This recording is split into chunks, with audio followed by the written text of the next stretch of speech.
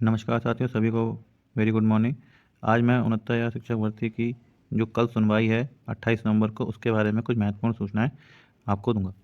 सबसे पहले 28 नवंबर दिन सोमवार यानी कल जो सुनवाई होने वाली है 69 शिक्षक भर्ती से संबंधित, वो किस बिंदुओं के इर्द गिर्द रहेगी उनके बारे में मैं आपको महत्वपूर्ण जानकारी दूंगा।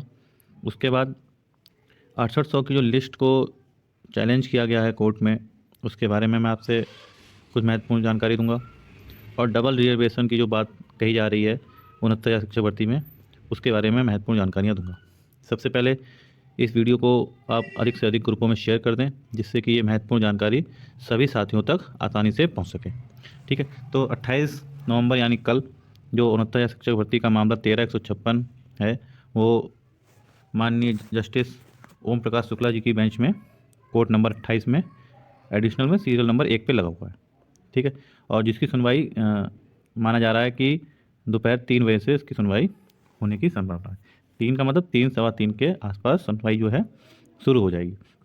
कुछ दिनों से मैंने सोशल मीडिया पे बहुत सारी जानकारियाँ इकट्ठी करी और उनको मैंने आप लोगों के सामने समय समय पे रखता भी गया, जिसके अंतर्गत अभी पिछली सुनवाई से लेके आज 27 नवंबर रविवार तक बहुत सारे बिंदु ऐसे निकल के आ रहे हैं जिसको मैं आपके सामने स्पष्ट रूप से रखना चाहता हूँ, जिससे कि जिन भी साथियों में अभी तक भ्रम की स्थिति है वो भ्रम की स्थिति खत्म हो जाए।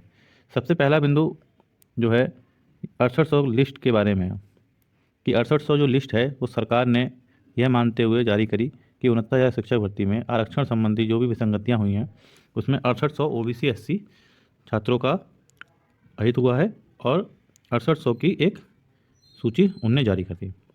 उसी के मद्देनज़र कुछ साथियों ने यह माना कि 6800 में उनकी नियुक्ति हो गई है। उसके अगेंस्ट में जनरल के साथियों ने 6800 लिस्ट को कोर्ट में चैलेंज किया कि 6800 लिस्ट जो है वो पूरी तरह से इनवैलिड है। ठीक है, तो यहाँ पे आपको प्रमुखतः 4 टीमें सामने दिख रही होंगी। एक आयोग टीम है जिसको इस समय प्रदीप बघेल जी लीड कर रहे हैं। दूसरी एक कोर्ट की टीम है या धरना टीम कह सकते हैं, जिसको अमरेंद्र जी लीड कर रहे हैं। और पूरा आरक्षण संबंधी जो मामला है उसको भास्कर टीम लीड कर रही है। और जनरल वालों की तरफ से आलोक सिंह की एक टीम है जो कि जनरल वालों की तरफ से लीड कर रही है। सबसे पहले इसमें मैं आपको पहले भी बता चुका हूँ और आज मैं फिर से बता देता हूँ कि 69,000 शिक्षा भर्ती में अगर सीरियल से कैटेगरी वाइज गुणांक वाइज अगर लिस्ट बनती है तो लगभग 18,000 सीटों का आरक्षण घोटाला सामने निकल के आएगा। तो पहली बात ये आप लोग बिल्कुल स्पष्ट रूप से समझ लीजिए, अगर 69,000 शिक्षक भर्ती की जो चयन सूची है उसको रिविजिट करके दोबारा बनाई गई तो कम से कम 18,000 ओबीसी एससी छात्रों का घोटाला निकल के आएगा। अब इसके अगेंस्ट में जनरल के साथियों ने अपनी पिटीशंस डाली हुई है कि इसमें डबल रिजर्वेशन मिला है। डबल रिजर्वेशन मतलब यूपी टेट में भी आरक्षण लिया, उसके बाद एटीआरई का एग्ज़ाम हुआ उसमें भी आरक्षण लिया है, और उसके बाद जो गुणांक बना है उसमें भी आरक्षण लिया है। तो कुल मिला के उन लोगों ने यह कहा है कि 69,000 शिक्षक भर्ती में डबल रिजर्वेशन का मामला है। पिछली सुनवाई में जो भी बहस हुई वो आप सभी के सामने रखी जा चुकी है विभिन्न विभिन्न टीमों के द्वारा, उसके बारे में मैं आपसे बात नहीं करूँगा। तो सबसे प्रमुख जो बात है वो बात यह है कि 28 नवंबर को जो सुनवाई है उसमें क्या होने जा रहा है। ठीक है, तो सबसे पहले मैं आप लोगों को ये बता दूं कि कल एक वीडियो वायरल हुई थी प्रदीप बघेल जी की, जिसमें उन्होंने कहा था कि किस टीम के पास कितना पैसा आया है। तो उन्होंने साफ साफ कहा है कि कुल मिला के 75 लाख रुपए इकट्ठा हुआ है। इसमें 60 लाख रुपए, जो कि बहुत ही मोटी रकम है, वो अमरेंद्र जी की टीम के पास है और 15 लाख रुपए आयोग टीम के पास आया है, जिसमें से उन्होंने संदीप दीक्षित जी को लगभग 12 लाख रुपए अभी तक दे चुके हैं। बाकी कुछ रुपए जो है उनके जूनियर एडवोकेट और भी कुछ जो भी डॉक्यूमेंटेशन वर्क होता है उसमें लग चुके हैं। अब उनकी टीम को आयोग टीम को संदीप दीक्षित को फुल पेड करने के लिए लगभग 8 लाख रुपए की अभी भी ज़रूरत है। ठीक है, और इसके ही अगेंस्ट में अगर देखूं तो 60 लाख रुपए, जो कि एक बहुत ही मोटी रकम इकट्ठी हुई है डिस्ट्रिक्ट कोऑर्डिनेटरों के द्वारा अमरेंद्र जी की टीम के पास, उसमें से अमरेंद्र जी की टीम ने डॉक्टर एलपी मिश्रा जी को जो भी पेमेंट किया है, उसके बाद राकेश चौधरी जी को जो भी पेमेंट किया, उसके बाद लगभग मेरे हिसाब से अगर जोड़ें, अगर इन लोग को फुल पेड भी किया गया है तो लगभग अभी 30 लाख रुपए के आसपास उन लोगों के पास बचा होना चाहिए। अब ये दोनों टीमें अलग अलग काम कर रही हैं क्या इनकी लोगों की मंशा है, क्या करना चाह रहे हैं, ये तो मैं इसके बारे में आप लोगों को ज़्यादा अवगत नहीं करा पाऊँगा, क्योंकि 6800 टीम के सभी साथियों, मैं सभी लोगों से सिर्फ एक बात कहना चाहता हूँ, आप लोगों ने अपना बहुत ही बेस्ट किया है। जितना भी टीमों ने आप लोगों से मांगा आपने उनके लिए खुल के किया। उस सबसे पहले अमरेंद्र जी की टीम ने सहयोग के लिए अपील करी, आप लोगों ने दिल खोल के सहयोग किया, जिसका परिणाम था लगभग 60-65 लाख रुपए इकट्ठा हुआ। ये मैं नहीं कह रहा हूँ, ये 6800 के ही साथी प्रदीप बघेल जी का कहना है, ठीक है। तो जो 60 लाख रुपए इकट्ठा हुआ है, आखिर उन लोगों से जवाब मांगा जाए, आखिर जो 6800 टीम है एक पूरी, तो क्यों ना उसमें से कुछ पैसा जो है आयोग टीम को दिया जाए, जिससे कि संदीप दीक्षित को भी फुल पेड कर दिया जाए, बार बार किसी से पैसा ना मांगा जाए, ठीक है। तो सबसे पहले आप जो है प्रदीप बघेल जी का जो कल का वीडियो जो वायरल हो रहा है उसके बारे में आप सुनिए, उसके बाद मैं आपको विस्तृत रूप से इसकी जानकारियाँ दूंगा। उस टाइम पे हमें 5-6 लाख रुपए की जरूरत थी। उस 5-6 लाख के पीछे जो भी प्रोपेगेंडा रचे गए, उस 5-6 लाख के पीछे सभी लोगों ने 60 लाख रुपए उधर दिया, 10-15 लाख रुपए हमें दिया, टोटल 75 लाख रुपए देना पड़ गया। और वो भी जो आपने 15 लाख रुपए दिया उसकी वजह से खड़े हैं, 60 लाख की वजह से नहीं खड़े हैं। अभी कुछ लोगों के अंदर अभी भी ये चल रहा है माइंड में कि देखते हैं कैसे संदीप दीक्षित नहीं आएंगे, तो वो देखने को आपको 28 तारीख को मिल जाएगा। कोर्ट में संदीप दीक्षित नहीं रहेंगे, क्लियर कट बोल रहा हूँ, एकदम खुले शब्दों में बोल रहा हूँ, नहीं आएंगे तो नहीं आएंगे। आई थिंक आपने ये जो वीडियो है ये पूरा सुना है और ध्यान से इसको समझने की कोशिश भी करी होगी। इसमें प्रदीप बघेल जी ने साफ साफ बताया है कि कितना पैसा इकट्ठा हुआ है। तो आखिर ऐसा क्या मामला है जो कि अमरेंद्र जी की टीम जो है अभी तक आयोग टीम के साथ नहीं आ पाई है। आप सभी से अनुरोध है कि आप लोग किसी भी तरह का अब सहयोग ना करें, ये अंतिम दौर की लड़ाई है। आप लोगों को हर प्रकार से सहयोग के लिए कहा जा रहा है, डरा के धमका के, जिस भी तरह से कहा जा रहा है उस तरह से आपको देखना होगा। मैं आपको पुनः कह रहा हूँ कि आप लोगों ने अपना बेस्ट दिया है, खुल के सहयोग किया है, इतना सहयोग कोई भी टीम नहीं कर पाएगी, ठीक है। चाहे आपने वो सहयोग अमरेंद्र जी के कहने पे किया हो, चाहे वो आपने सहयोग राहुल मौर्य जी के कहने पे किया हो, चाहे वो आपने सहयोग प्रदीप बघेल जी, मनोज प्रजापति जी या जिस किसी के भी कहने पे किया है, आपने अभी तक मेरे हिसाब से जो ये 75 लाख का आंकड़ा बताया जा रहा है, इससे ज़्यादा आप लोग सहयोग कर चुके हैं सब मिला के, ठीक है। अब आप लोगों से एक ही विनती है कि आप अमरेंद्र जी, विजय जी या जो भी उनके साथी हैं उनसे आप कहें कि आप जो भी पैसा आपके पास बचा है वो आयोग टीम को उसमें से कुछ दिया जाए, जिससे कि संदीप दीक्षित जी फुल पेड हो पाएँ। और ऐसा नहीं है कि अमरेंद्र जी के पास जो आप पैसा इकट्ठा हुआ था वो ख़त्म हो चुका है, सही है। अमरेंद्र जी ने जो अभी तक doctor L P Mishra ji और राकेश चौधरी जी को जो हायर किया गया है वही हो सकते हैं, और अगर वो भी फुल पेड हैं तब, अन्यथा पैसा जो है बहुत अधिक मात्रा में बचा होना चाहिए। और ये आप लोग का नैतिक कर्तव्य है कि आप लोगों ने इतना सहयोग किया है तो आप उस चीज़ की डिटेल मांग सकते हैं। अगर आपसे ये कहा जा रहा है कि हमारी रणनीति ऐसी है, हम ऐसा करेंगे, तो वो अब समय नहीं है कि हम इंतज़ार करें और हम ये देखें कि किसकी टीम क्या कर रही है। अगर आपके पास पैसा है, 7 लाख 8 लाख बच रहा है, तो आप उसको आयोग टीम को दीजिए और फाइनल करिए कि संदीप दीक्षित जी फुल पेड हो जाएं, जिससे कि कोई ये ना कहे बार बार कि ये फुल पेड नहीं थे, ये इस टीम की कमी है या उस टीम की कमी है, ठीक है। तो सभी लोगों से मेरा निवेदन है 6800 के साथियों से कि वो सहयोग अब ना करें। आप आखिर कब तक इतना सहयोग करते रहेंगे? आप लोगों को खुद दिमाग में आना चाहिए, खुद सोचना चाहिए कि जो भी आता है वो कहता है कि ये वकील नहीं आएंगे, वो वकील नहीं आएंगे, आपने फुल पेड नहीं किया है, आपकी लिस्ट कैंसिल हो जाएगी। तो लिस्ट क्यों कैंसिल हो जाएगी? आपने 60 लाख, 15 लाख, 75 लाख रुपए आप लोगों ने इतना दे चुके हैं, तो आखिर कितना पैसा लगेगा? तो इस चीज़ की आप लोग को समझने की ज़रूरत है। और आप लोग जिस टीम के पास आपको लग रहा है कि पैसा होना चाहिए, उस टीम के साथ आप खुलकर कहें कि आपके पास इतना पैसा था, आप उसका डिटेल दिखाएं, और पैसा बच रहा है तो 8 लाख रुपए कोई बड़ी बात नहीं है। उन अमरेंद्र जी की टीम के पास संभवतः इतना होना चाहिए, और उसको देके जो है जो कटाक्ष चल रहा है कि संदीप दीक्षित जी फुल पेड नहीं हो पा रहे, वो चीज़ ख़त्म करिए, ठीक है। अब बात करते हैं दूसरे मुद्दे पे, जो कि मोहिनी तिवारी वाला केस है 973 डबल रिजर्वेशन वाला, जो कि जनरल के साथियों ने किया हुआ है। अब जनरल के साथियों के लिए जो है सहयोग की रिक्वायरमेंट इतनी नहीं होती, क्योंकि वो जो है उसकी फंडिंग जो है जो जनरल के सेलेक्टेड कैंडिडेट हैं वो कर रहे हैं पीछे से, सही है। इसलिए उनको इतनी ज़रूरत नहीं है कि हाँ आप लोग सहयोग करिए, आप लोग सहयोग करिए, जनरल के साथियों से कहा जा रहा है, क्योंकि वो तो ऑलरेडी जो सिलेक्टेड लोग हैं वो पीछे से उनको फंडिंग कर रहे हैं। इसीलिए वो अपने तरफ से सीनियर एडवोकेट लगातार उतारते जा रहे हैं, ठीक है। तो अब जो 973 मोहिनी तिवारी एंड अदर्स वाला, उसके बारे में मैं आपको कुछ जानकारी दूंगा। उसके बाद मैं आपको कल होने वाली महत्वपूर्ण जानकारी दूंगा कि कल किन किन बिंदुओं पे जो जज साहब हैं ओपी शुक्ला साहब वो किन किन बिंदुओं पे सुनवाई कर सकते हैं। ठीक। तो मैं आप लोगों से सभी से निवेदन करूंगा इस वीडियो को अधिक से अधिक ग्रुपों में शेयर करें, जिससे कि कुछ महत्वपूर्ण जानकारियाँ जो हैं अभी बची हुई हैं वो सभी साथियों तक पहुँच सकें। ठीक है।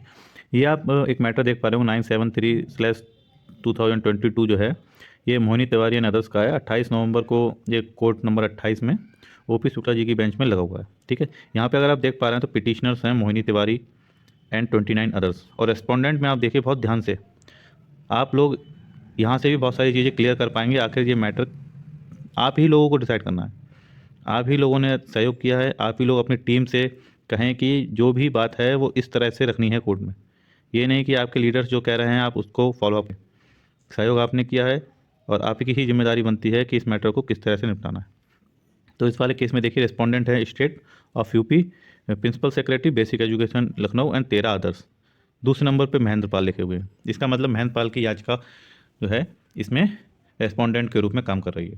ठीक है। तो सबसे एक महत्वपूर्ण जानकारी मैं आपको देना चाहता हूँ, इस वाली जो लीडिंग पिटीशन है 973 मोहिनी तिवारी एंड अदर्स वाली, जो कि चौथी कैटेगरी में रखा गया है इसको, जब इस पर बहस होगी तो अभी तक इस याचिका में किसी भी रेस्पोंडेंट की तरफ से कोई भी, रेस्पोंडेंट मीन्स गवर्नमेंट के अलावा महेंद्रपाल बनाम जो 13/156 वाले कितने भी कैंडिडेट हैं उनमें से किसी ने भी अभी तक इम्प्लीमेंट दाखिल नहीं किया है, ना ही कोई ऑब्जेक्शन दाखिल किया है, ना ही कोई इसमें से अभी कोई सप्लीमेंट्री दाखिल करी है, जिससे कि इसमें रेस्पोंडेंट की तरफ से कुछ बचाव के लिए रखा जाए। हाँ, सरकारी अधिवक्ता रखेंगे क्योंकि उनने अपना काउंटर एफिडेविट इसमें लगा रखा है, लेकिन सरकारी अधिवक्ता, आप खुद सोचिए, सरकारी अधिवक्ता अगर इस पर बहस करेंगे और साथ में 13/156 के भी अधिवक्ता बहस करेंगे तो ये मामला तुरंत खारिज हो सकता है। ठीक है। तो इस पर भी बात है, क्योंकि अगर इस पर कोई भी रेस्पोंडेंट इस पर अपीयर नहीं होता है तो ये डबल रिजर्वेशन वाला मैटर है, इस पर भी कुछ ना कुछ जो है ऑर्डर पॉजिटिव आने की संभावना है। तो जितनी भी टीमें हैं आरक्षण की तरफ से उनसे भी मैं कहना चाहता हूँ इस मैटर पे भी गंभीरता से लें और जो है कि इस मुद्दे को जल्द से जल्द निष्पादित किया जाए। ठीक है। अब जो मैं आपसे बात करता हूँ वो है जो प्रदीप बघेल जी ने कहा है कि 6800 जो लिस्ट है वो क्वैश हो जाएगी और संदीप दीक्षित जी अपीयर नहीं होंगे।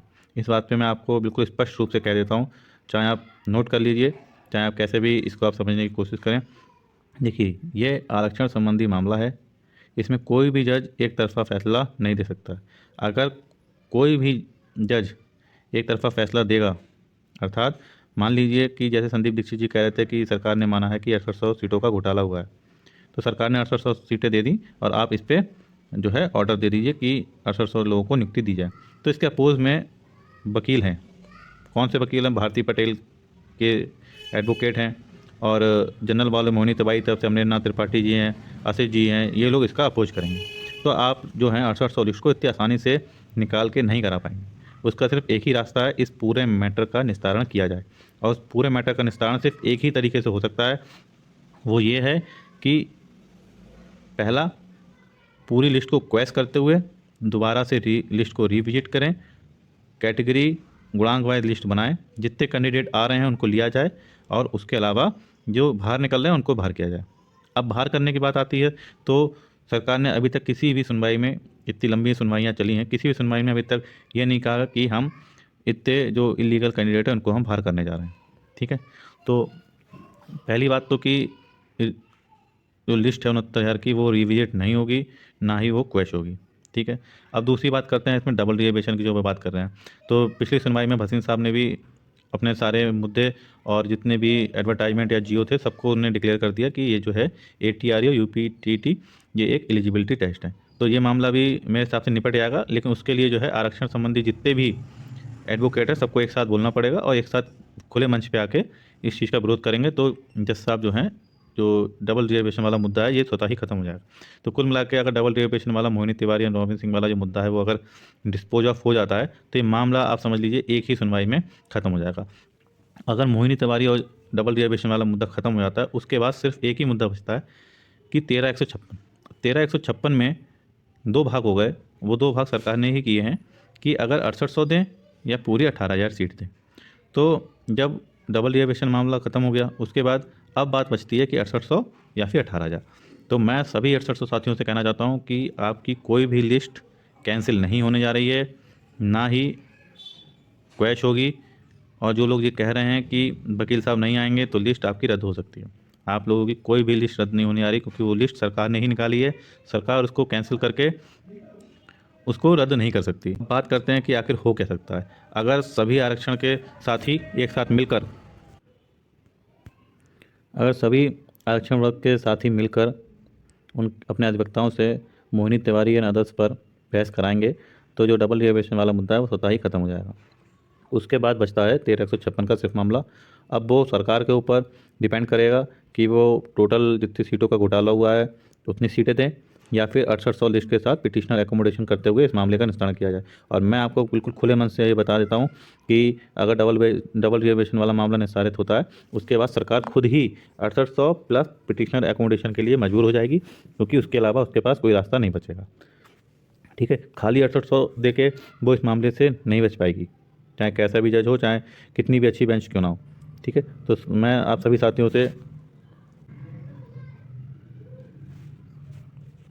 साथियों से यह अनुरोध करूंगा, 6800 टीम वालों से और जो भास्कर टीम के साथ लगे हुए हैं उन सभी साथियों से, कि सबसे पहले तो जो डबल रिजर्वेशन वाला मोहिनी तिवारी वाला जो मैटर है उस पर अपना रेस्पोंडेंट एडवोकेट को उतार कर इस पर ज़ोरदार बहस कराई जाए और सबसे पहले डबल रिजर्वेशन वाले मुद्दे को ख़त्म किया जाए।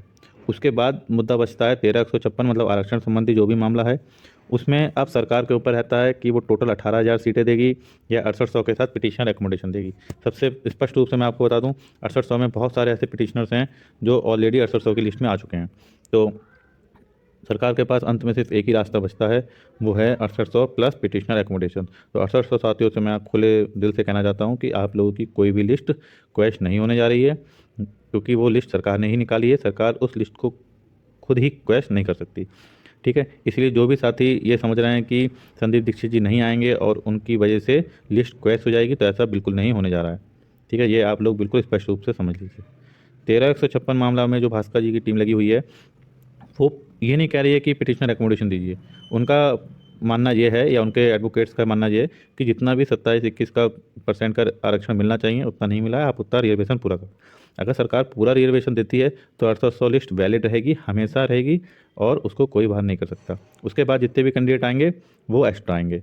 ठीक है, तो जो भी साथी या जो भी आपके लीडर कह रहे हैं या उसको डराने की हिसाब से कह रहे हैं कि आप लोग उसमें सहयोग कर दीजिए, तो पहली बात तो यह है कि सहयोग करने की ज़रूरत नहीं है।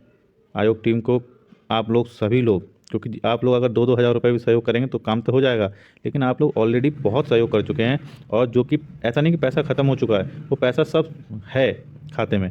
जिस भी टीम को आपने वो 60 लाख रुपये 50 लाख रुपये आपने सहयोग करके इकट्ठा किया था, वो पैसा का अब यूज करने का समय आ चुका है। तो आप सभी साथियों से अनुरोध है कि आप अपने टीम से कहें कि वो उसमें से पैसा जो है आयोग टीम को दिया जाए और संदीप दीक्षित जी को फुल पेड कर दिया जाए। आखिर क्या दिक्कत है जो संदीप दीक्षित जी को फुल पेड करने के लिए वो पैसे नहीं दिए जा रहे हैं? तो आप लोग अपनी टीम से कहें कि संदीप दीक्षित जी को फुल पेड करने के लिए आयोग टीम को पैसा दें, और डबल रिजर्वेशन पे सभी टीमें मिलके इस पर ज़ोरदार बहस करें, और जो भी इससे परिणाम निकल के आता है उस चीज़ को ध्यान में रखते हुए इस पूरे मामले का निस्तारण जल्द से जल्द किया जाए। ठीक है, तो मेरे हिसाब से आप लोग सभी समझ गए होंगे। और जो जिन लोगों को ये डाउट है कि सीटें 6800 हैं कि 18,000 सीटें का घोटाला हुआ है, उसके बारे में आपको विस्तृत रूप से बता चुका हूँ। उस वीडियो का लिंक डिस्क्रिप्शन बॉक्स में, आप वहाँ पे आके इस वीडियो को आप देख सकते हैं। ठीक है, तो मेरे हिसाब से कल होने वाली सुनवाई के बारे में आपको फिर से एक बार समराइज कर दूँ। कल 13,156 मामले की सुनवाई होगी, चाहे उसमें संदीप दीक्षित जी बोलें, चाहे सुदीप सेठ जी बोले, चाहे ज्योति सिक्का मैडम बोलें, और उसका अपोनेंट जो है जनरल के एडवोकेट कर सकते हैं। ठीक है, तो कल जो होने वाली सुनवाई लगभग 13,156 पे सुनवाई होगी। कुछ मुद्दे ऐसे हैं जिसमें भारती पटेल और जो हैं जनरल के साथी उसमें अपोज करेंगे। ठीक है, तो ये मामला अभी 2-3 तारीखों में इतनी जल्दी डिसाइड नहीं होने जा रहा है, इसलिए जो भी मुद्दा है, जब भी जनरल की सुनवाई आएगी तो सभी टीमें मिलके जनरल की टीम जो है उसके साथ जो है अपनी बहस करा के वो मामला भी निस्तारित करने के लिए अपने लीडर्स से कहें।